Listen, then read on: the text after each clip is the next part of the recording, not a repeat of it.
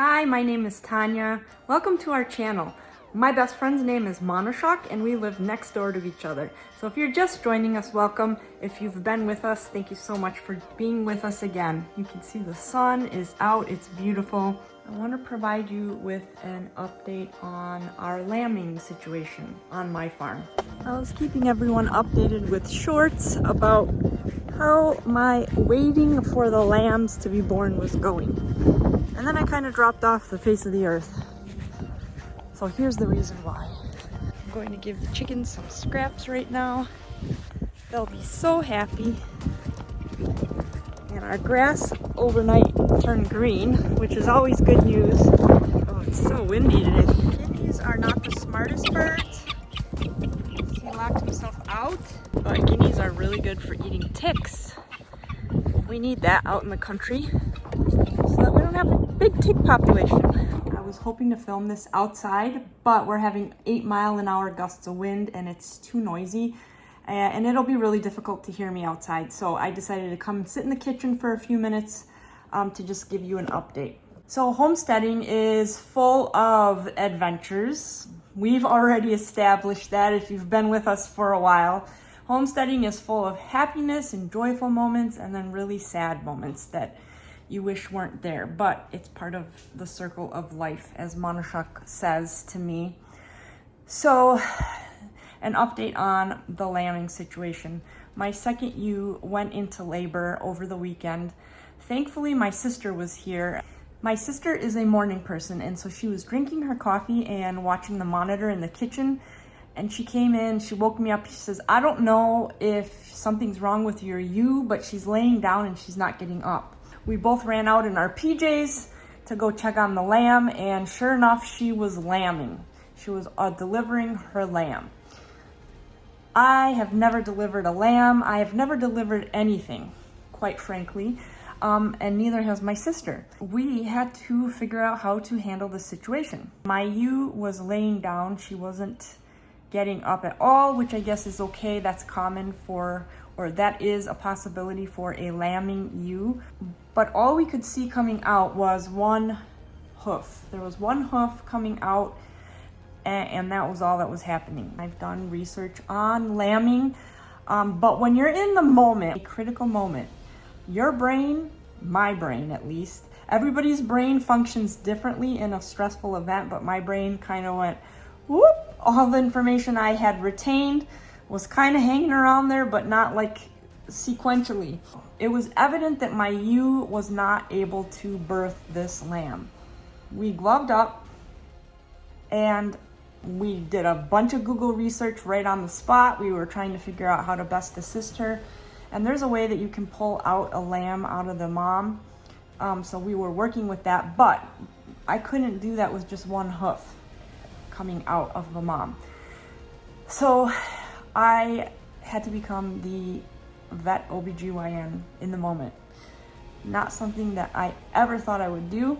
If you had told me this 10, 20, 30 years ago, I would have laughed at you.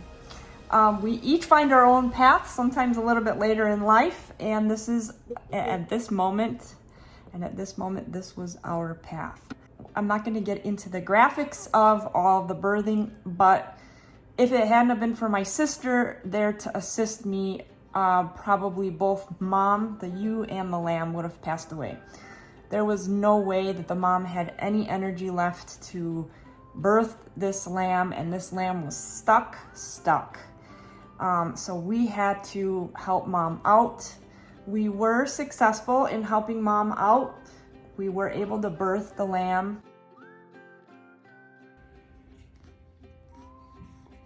Mama. Hi, baby. I want to keep you warm. Come on, baby, get up. Yeah. Go get up, you need to eat. Come on.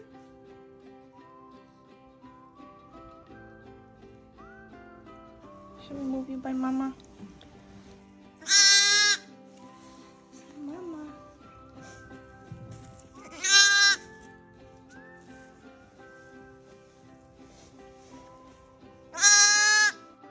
Yeah, come on, Ma. You gotta get up, Ma.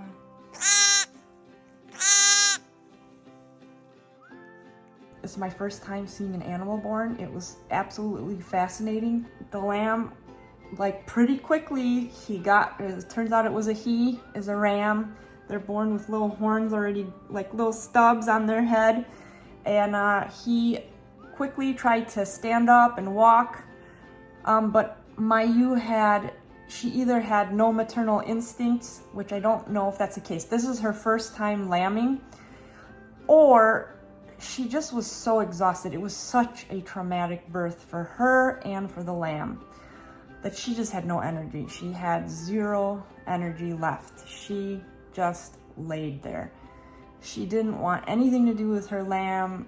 She didn't sniff him. She just laid there, poor thing. My sister and I felt so bad for her. We tried to get the lamb to nurse. Somehow the lamb wasn't able to latch on properly. So we decided we're going to try it again in a little bit because you have a certain time frame to get the lamb to nurse. Look, Mama. Look, Mama. You gotta stand up so she can eat. Come on. Come on.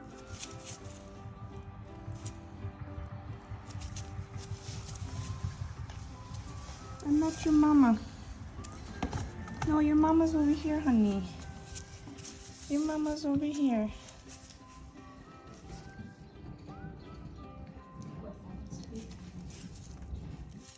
Come on, Mama. You gotta get up. Hurry up. Come on. Get up, girlfriend. Oh, it's eating. It's nursing, but we gotta get you on the mama. How do you wait for me to get up? Here, I have an idea. No, I'm not your mama. What are you doing? I'm gonna get feed. Oh. Thankfully, my nephews were also here, 2 of my nephews. My sister ran to Tractor Supply with one of her sons, and they got us shavings so that we could, because it got really messy in there after the birth. And Lucas, my nephew, cleaned out both stalls that I had the ewes separated in, and we were able to put fresh bedding for Mama and the lamb.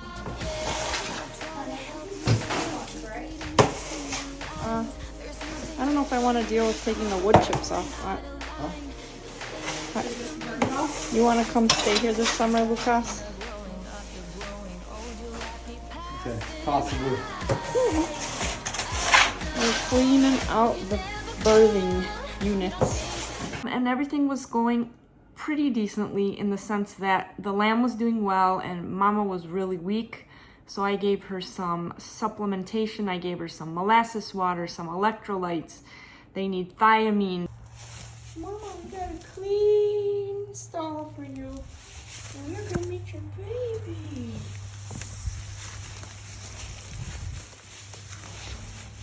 Come see your baby. If they're not doing well or if they have a stressful or difficult birth, you need to give them all kinds of supplements to kind of help boost their energy level. So I did all of that. Come here, Mama. Come here.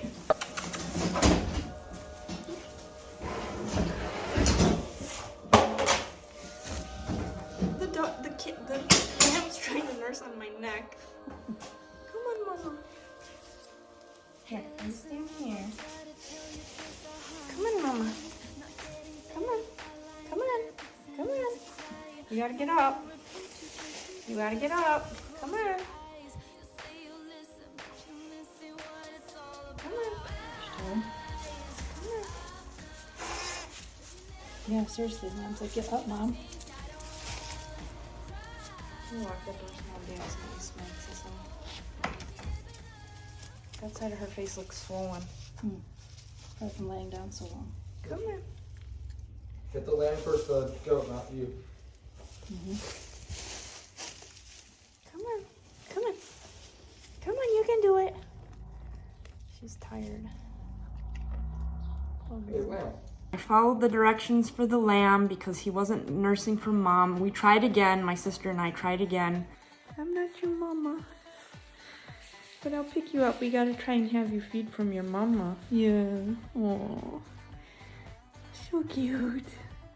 Multiple times to get the lamb to latch onto Mom. The mom appeared to have almost no milk supply, which was a little bit strange too. So I stocked up on colostrum powder This is the first thing. Mom gives colostrum the first couple of days. So you're supposed to give a lamb that's been rejected this colostrum. So I got that. And then I purchased some lamb milk replacer in case mom either doesn't have enough or rejects the lamb. So I had this on backup because this is my first time lambing and I didn't know what to expect and I wanted to be prepared. I got all the supplements prior and then I went and I bought this 2-quart bottle for the baby in case, only to, when I needed it, realize that this is probably a nipple, that this is a nipple for a cow, I think, not a baby lamb, because this thing was as big as the baby lamb's head.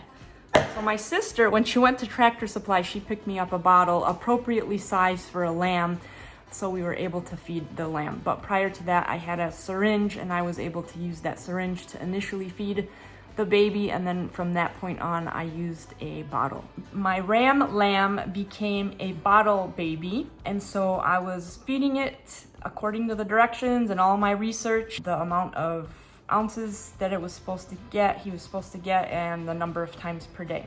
So it was kind of like having a newborn baby all over again, and I was not expecting that. So a few years back, my sister visited. This was 6 years-ish back, and she left on February 29th, because I will never forget, it was leap year. And she left that morning, and that day was the coldest day of like a really long time that we had experienced. It was like minus 30 degrees wind chill. And our dog Shadow at the time was pregnant with puppies. And Shadow would always greet me at the back of the door. And this day, February 29th, she was not at the back of the door. And I was like, oh no, I hope she didn't have her puppies. It's so cold outside. So I threw on some boots and my coat and I headed to the backyard trying to figure out where she might have delivered these puppies. And I found her in the igloo in her doghouse, and she had these puppies, and they were, it was so scary. So I ran to the barn, I got anything I could, a container, and I put the puppies in there so that I could get them to at least no wind and warm. I was able to get them warmed up, and then we made a shelter for Shadow, and it was warm enough, she was able to take care of her puppies. So that was the day my sister left.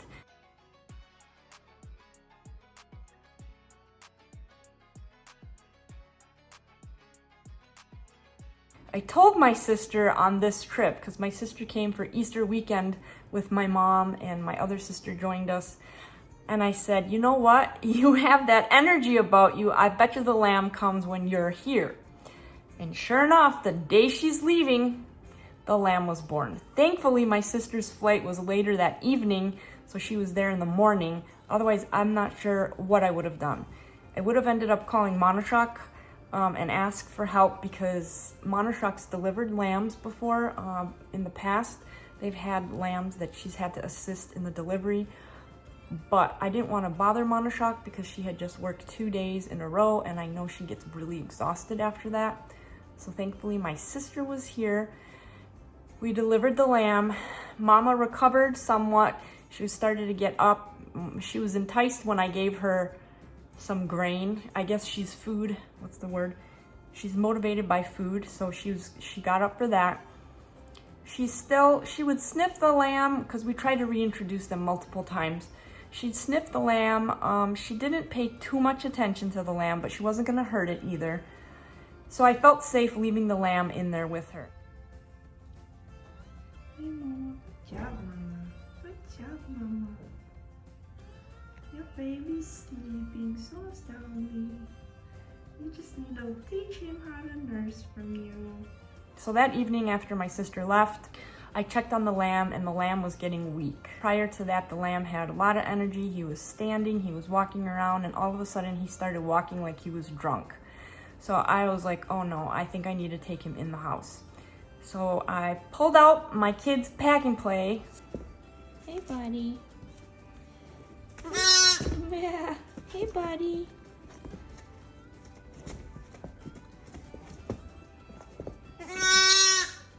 Did you have fun like a little mom last night and drink a little too much? It's not something I ever thought I'd be using from my kids' pack and play. And I kept that pack and play because my sister still had little kids, and so we would pull that out when needed, when she'd visit. But I pulled out the pack and play, and the lamb was a bottle baby, a bottle lamb. So I was getting up in the middle of the night multiple times, feeding it the required amount of ounces. Get all of it himself. Pack and play being used for the baby lamb. I'm gonna wrap it up. He's just gonna lay. I'm not sure the heat lamp for you.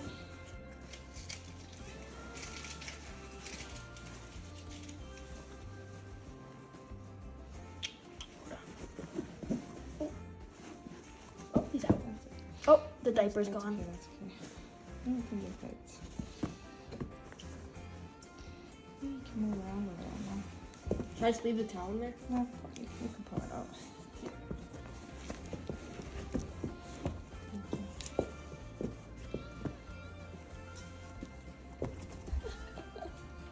What you thinking? You're the newest baby.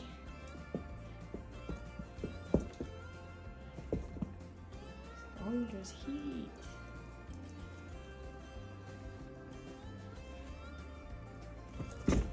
Oh, he just peed. Oh. Yep. And unfortunately, very sadly, I did everything that I could to try and save that lamb, but he just kept deteriorating and deteriorating and deteriorating to the point that when I woke up for feeding, he had already passed.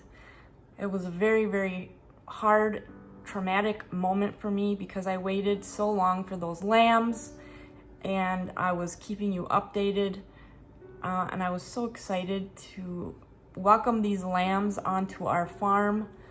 But unfortunately and sadly, part of homesteading is that not all the animals survive. So why do I think the lamb passed? I don't know. I do know that lamb had an incredibly traumatic birth. I think it might have already had, and we don't know how long she had been laboring.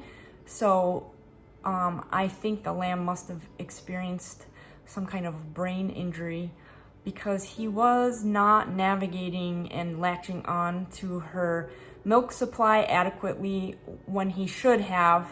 And then he wasn't even identifying the bottle nipple and latching onto that. I had to really work.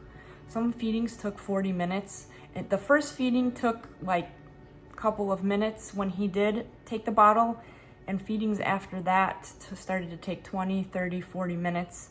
And it was because I was helping him to get the milk out, and then I would sit there and wait until I could feel that he swallowed the milk before I gave him more milk.